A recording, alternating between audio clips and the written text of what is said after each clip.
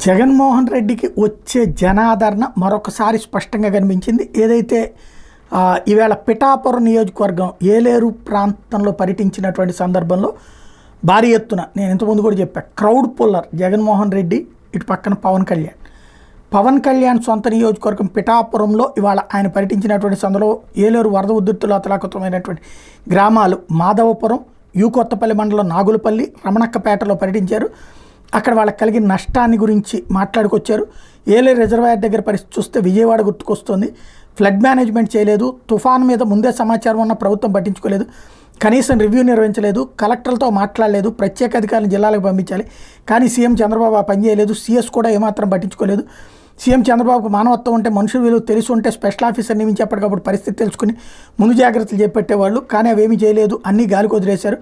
నేను చంద్రబాబుని అడుగుతున్నారు, ఏలేరు రిజర్వాయర్ సామర్థ్యం దాదాపు 23 టీఎంసీలు. సెప్టెంబర్ 1న ఏలేరు రిజర్వాయర్కి 9,950 క్యూసెక్కులు ఇన్ఫ్లో వచ్చింది. ప్రభుత్వం జాగ్రత్త పడి ఉంటే ఆ మొత్తం కిందకు వదలాలి, ఎందుకంటే దిగువన కాలువ సామర్థ్యం 14,000 క్యూసెక్కులు.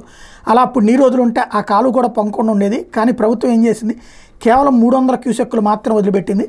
సెప్టెంబర్ 4న 5,400 క్యూసెక్కులు వస్తే బయటికి పంపింది కేవలం 300 క్యూసెక్కులు మాత్రమే. అయినా రిజర్వాయర్లో పరిస్థితి చూసి ఏమాత్రం ఫ్లడ్ మేనేజ్మెంట్ చేయలేదు, ఫ్లడ్ ఫ్లో క్వశ్చన్ ఏర్పాటు చేయలేదు, పైనుంచి నీరు వస్తున్న నిర్లక్ష్యం చూపారు. కేవలం 300 క్యూసెక్కులు మాత్రమే వదిలారు.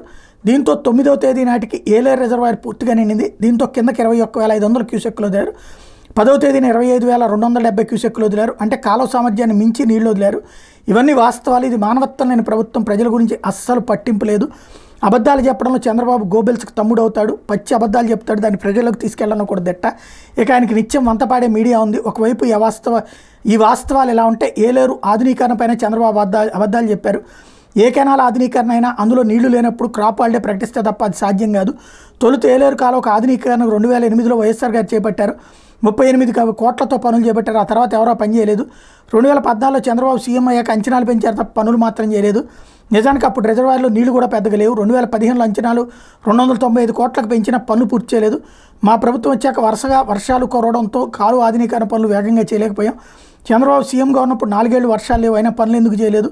ప్రజలను ఇబ్బందులు పాలైనా ఇప్పుడు కూడా చంద్రబాబు మమ్మల్ని వేలెత్తి చూపెడుతున్నారు అంటూ విమర్శించారు.